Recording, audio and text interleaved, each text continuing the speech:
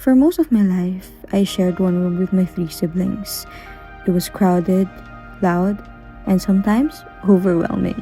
Imagine trying to find quiet time or even just a small corner that was truly yours.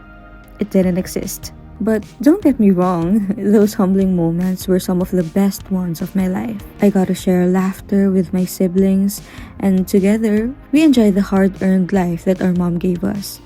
And those days shaped who I am today. But still, deep down, I always dream of having my own space, a place where I could breathe, create, and just be. It felt impossible then, but God's timing is always perfect. After 3 years of living independently, now I'm finally moving out again.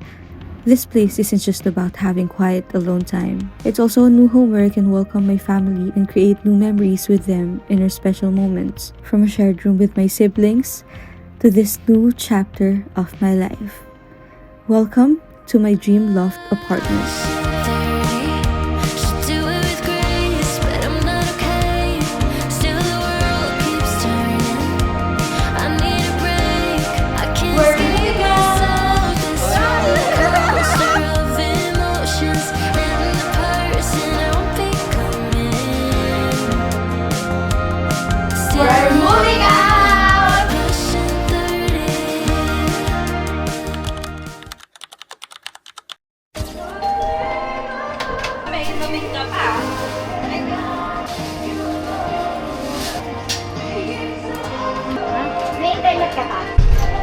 Parang nakakalungkot naman yung view lagi pag inupunta ako dito. Yung dito, may maganda.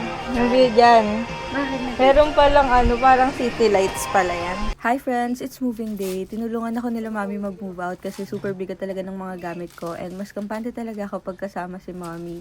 Sa mga past move outs ko, nandun din siya. Siya yung nag-aasikaso, nagbubuhat, tumutulong. Alam mo ba gusto ko itong drip coffee? Basher. Alam mo, i-display niya muna doon. Malaki bahay niya. Hindi pa itapo mo na. Expired na. 24 pa? Hindi mo kasi nilalabas yan. Dito lang uso lang. Lab, alam mo, ilang beses ko to sinabi. Sabi mo ayaw mo ng drip. Gusto ko pa naman to. O, inumin mo. Pwede pa yan. Ayun na. Pwede pa yan. Ito bago lang to. Mami, itapon mo na. Hindi ko naman yan ihaan. Ay, dito na lang. Diba, ilalagay na rin natin mamaya ito sa mga paglalagyan.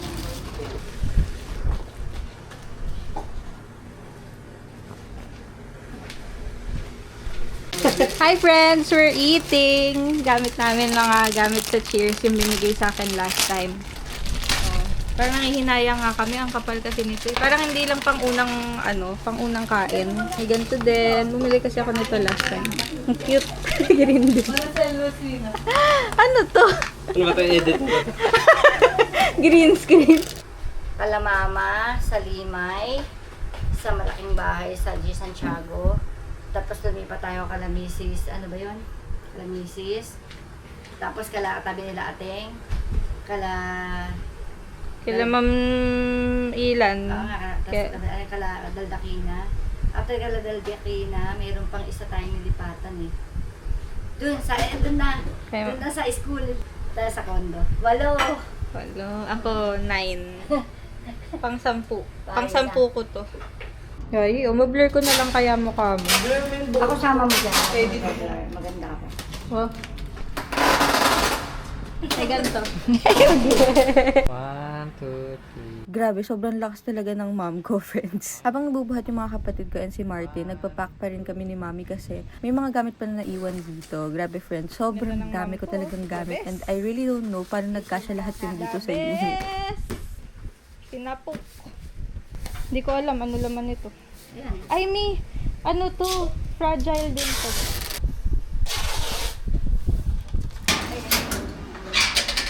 Konti na. Kumaya, 2 hapon pa lang. Pagawan pa rin ako. Kabahan. Kabahan naman. Kaya kinakabahan. Excited! Mami. They're so excited. Not nervous. It's a new dawn. It's a new day. It's a new life for me. Hi! Tanggal kurtina na kami. Tingnan niyo po. Yay! Yeah. Look at this house. A good memory. But need to leave. Why? Why me? Because no forever. Nag-book lang ako ng Transportify for the truck and may kasama na rin mga helper doon in case na kailanganin. Medyo tumagal lang yung paghahakot kasi matagal bumalik yung service elevator and akala talaga namin hindi magkakasya sa truck yung mga gamit. But thank God, saktong-sakto. So nag-transfer na kami sa bagong place. We are going to the next destination, friends. One thing about me, friends, is hindi talaga malakas yung loob ko when something big is happening. Though a lot better now, kasi dati nung nag-move ako, hindi ako nakapag-feel masyado kasi I still have the severe anxiety and trauma. Kaya yung pagod ko, mentally and physically, sobrang hirap talaga ng moving out process pero need na talaga natin mag-move out for growth. But now, I managed to document almost everything and I'm really blessed na my mom and siblings helped me, pati na rin yung boyfriend ko. It's not easy to move from condo to condo kasi ang daming nila sikasuhin pero ganun talaga, after naman ito, pag nakasettle na, makakapagpahinga na rin kami. Dinner time, friends, umorder lang kami ng food sa mga inasal via Grab Food kasi hindi na kayang magluto, tsaka hindi pa nakasettle lahat. Natatawa pa kami kasi days before niya, nung nag-uusap kami sa GC, sabi ni mami magluluto daw siya after pero hindi na nagawa kasi nga sobrang pagod na kaming lahat. Pero iba talaga yung pagod nila, yung mga nagbuhat, lalo na si mami kasi tumulong din siya sa pagbubuhat, sa pag-aayos, basta kasama talaga siya sa lahat, friends. I can't imagine yung sakit ng katawan nila after. Kaya parang isa yun sa reason kung bakit napagod din ako mentally kasi parang nakukonsensya ako na nagpapatulong ako sa kanila. Pero lagi naman akong sinasabihan ni mami na okay lang yan, ganun talaga, work nila yan eh. Pero alam niyo yun, seeing them na parang hirap na hirap magbuhat tapos ako nagpapak lang, nag-aayos, ganyan. Parang nakukonsensya ako. Pero anyway, moving is done and I'm so blessed to have these people beside me. Sobrang blessed ko na may family ako na ganito, may boyfriend ako na ganito ka-supportive and we are also excited sa mga susunod na chapters kasi sabi ko sa kanila, after this, kapag pupunta kayo dito, mag-chill na lang, hindi nyo na kailangang magbuhat. Ang love ng mga cabinet ko, may laman ko.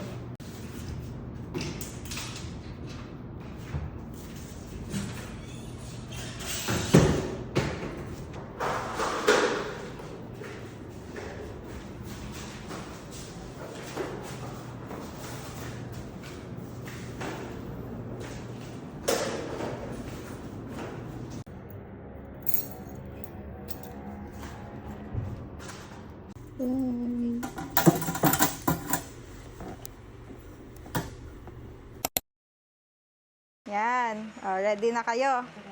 Ano sasabihin ko? Hindi, ako lang. Ano gagawin? Tatangan Okay, 5, 4, 3, 2, action. Mas malaki na yung venue natin sa Christmas. Wow! Saan? May ano ka na? Christmas party? Tignan. Ito yung bahay. Ah, sabi. Saan yan? Ang laki! Parang gusto ko na tumira dito. Living alone with my mom. Grabe. Thank you, Lord. Ang laki naman yan. Ito po yung Parang nai-imagine ko na yung gamit mo, te. pray ko po lagi sa inyo na provide nyo lahat ng pangangailangan ng anak ko. Naiyak, naiyak! Ay, ako. Ang si prayer nga. Lilipat na ako ulit. Ito yung bahay. Uy, yung ganda, te. Parang kay drama. Uy, may ano. Tapos hindi ba yun Ay, naayos? yung ganda naman, ate. Malaki ng ano natin. Parang shota ni ano, yung alien. Ay, ang ganda. Ilang bedroom? Pwede ako dyan makitira. Hindi ba si mami din dito eh. Ikaw, surprise! Kasi, lilipat na akong bahay. Saan? May patingin? Saan yan? Ang ganda. Ilang kwarto niyan? Excited Ang ganda. Ay, parang kay Hazel. Walang walang kortina. Ang mahal nga. Hindi ko alam. Chichika ko. Di ba ba kayo pupunta dito? Bakit? Lilipat na ako eh.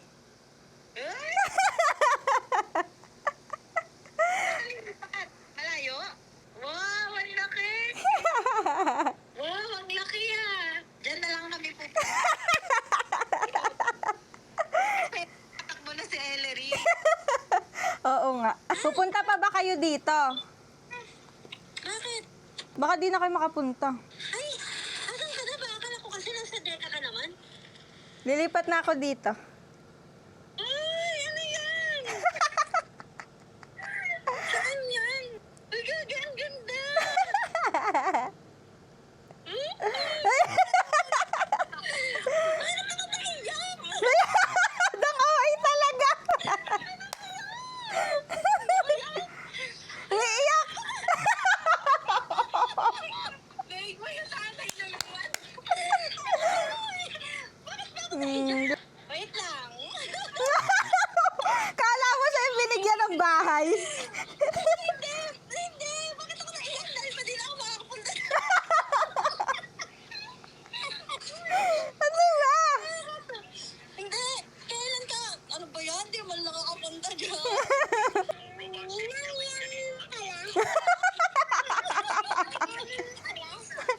naman ako?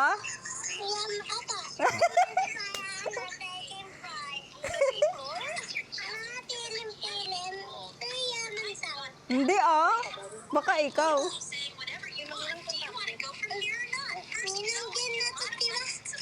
Ano? Ay, lahat kayo sa akin natitira. Ganda. Punta ka sa akin. Kinakabahan ka? Ano naman yun? Ano nga binabasa ko sa isang cellphone? Huwag ka magbasa, sasabihin ko nga.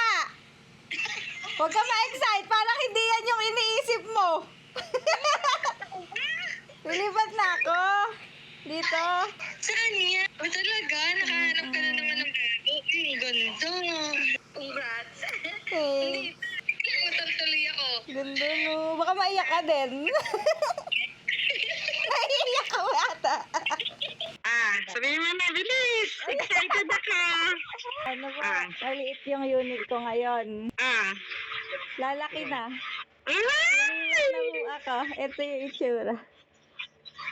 Wow! Uy, ang galing! Para daw Uy, ang galing! Uy, anak, ang galing naman. Mayaman na yung anak ko. Nakakatawa. Ang bait ni Lord. Ang dami mong biyaya. Super. Mi, sabi ko, Tingnan mo. fake prayers na lang kasi medyo tumaas yung rent ko para sana. Kaya yun. Binigay sa'yo ni Lord yun kasi bibigyan ka niya ng pambayan. Naiyak pa ako na eh. Magkakaiyak Yan ang pa bunga. Diba? Yan ang bunga ng pagtulong mo sa magulang mo. Yes. Diba? Sabi ko nga, te, Yun, anak. Tip sa'yo ni Lord yun. Kasi mabuti kang anak. Dumating lang sa'yo yun. Binigay lang sa'yo kahit hindi mo pa hinahanap. Last year pa po ako gustong lumipat. Sabi ni Lord sa akin, wag. Tapos yun pala, yun. Kasi binigyan ka niyang mas maganda. Kaya yun yung nagagawa ng makikipag-usap kay Lord. Opo. excited yan sa dalawang maming ibalita. Uy ko pa. Naiyak nga ako eh. Nung pinakita mo, naiyak ako eh. Kasi kita mo, deserve mo naman yun, Nak. Deserve mo naman yun kasi talagang pinaghihirapan mo. Kaya ka naman. Naiyak. Ang saya-saya ko, anak. Ang saya-saya ko para sa'yo. Naalala ko tuloy yung dahil yung paparoli mo, di ba? Yan ko sabi namin kagabi. Nandiyan lang si Kuya Ro. Oo. Kasi natutuwa siya sa'yo eh, nung simula noon, di ba? Alam niya, parang nabivision niya na ikaw maganda ang napupuntahan mo.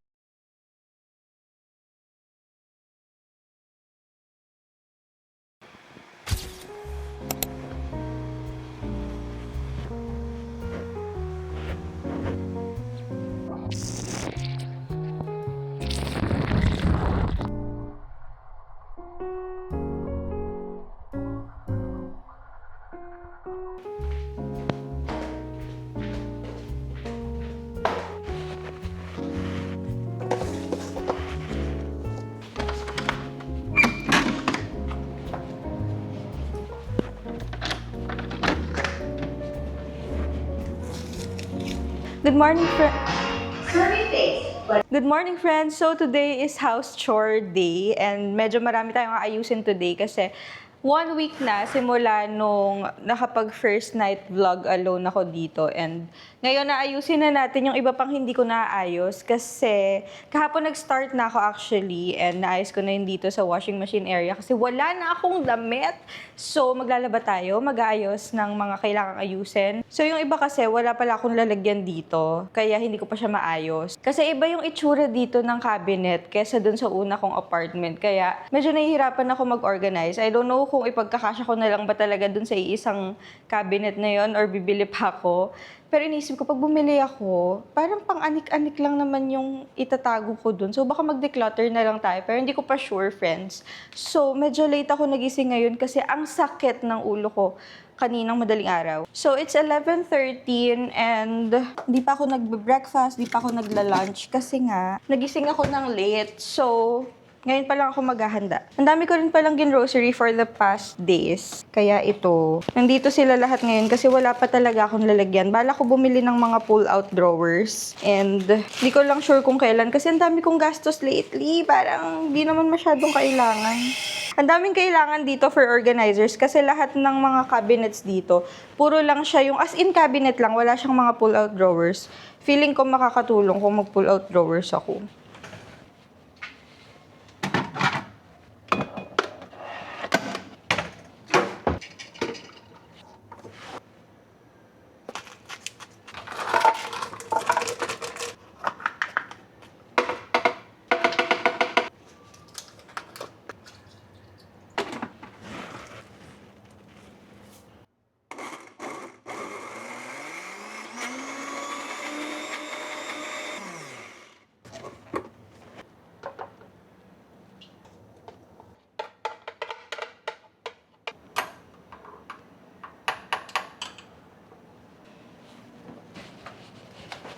So, yung food ko naman, friends, ang dami ko pang leftover, kaya hanggang ngayon nagte-Tetris pa rin ako sa ref.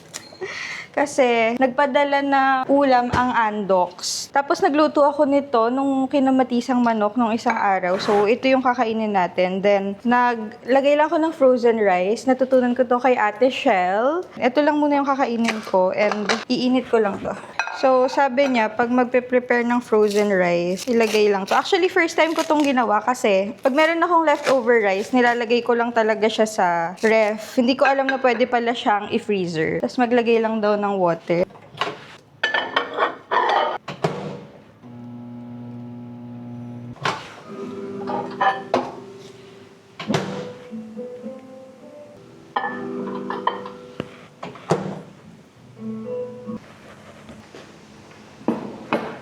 Let's eat, friends! I have here my water, smoothie, rice from microwave, and ulam. I'm actually watching kung ano yung kinakain ko ngayon. Kaya ang dami ko ring binili ng mga fruit and vegetables. And plano ko mag-meal plan. Kasi hindi na biro yung texture ng skin ko. Yung mood ko nagbabago talaga. Tapos feeling ko for the past days, simula nag-move in, or bago pa ako mag-move in dito, puro fast food yung kinakain ko. Ito, nagluluto ako sa bahay. I know kung ano yung kinakain ko and mas mura pa din kaysa umorder ng smoothie sa labas. Ganun. Tapos na-adjust ko pa, depende sa gusto kong lasa.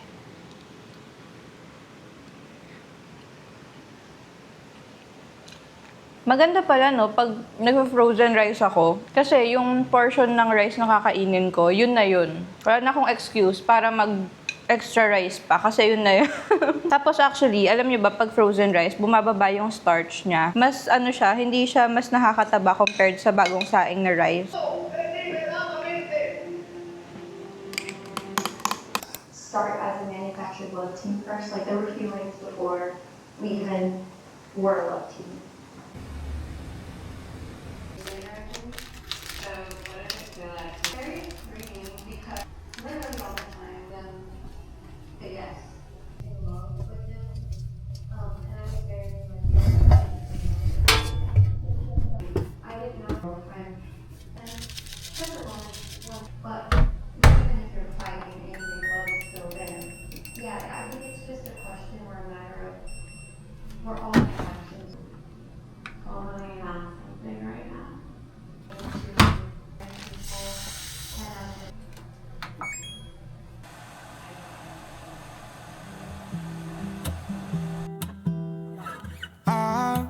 I've been seeking for the glory. Say my name. And I've been trying to write my own story in the search for fame. I'm sitting here in this empty room. Walls keep tumbling down. 'Cause I ain't got nobody. I always feel so lonely when the day is through. I'm in the spotlight, night on to midnight. I want somebody to hold my hand. 'Cause I got my head in the clouds, but I'm getting really scared of heights. I used to spend time with all my friends. Looking back, from sharing one room with my siblings to now moving into this place, it feels surreal. Every humbling moment with my family led me here. The truth is, I wouldn't be here without the support of my family. They've been my biggest strength, and I know every achievement I have is because of the love and sacrifices we've shared. And of course, you, my friends. You've been such a huge part of this journey too. Your support through the years made this dream possible, and I'll always be grateful for that. This love isn't just mine, it's for my family, and it's for all of you, the people who believed in me. Thank you for being part of this new chapter, and I can't wait to share more of my living alone journey and all the special moments that come with it. See you in the next video. Yun lang. Babu!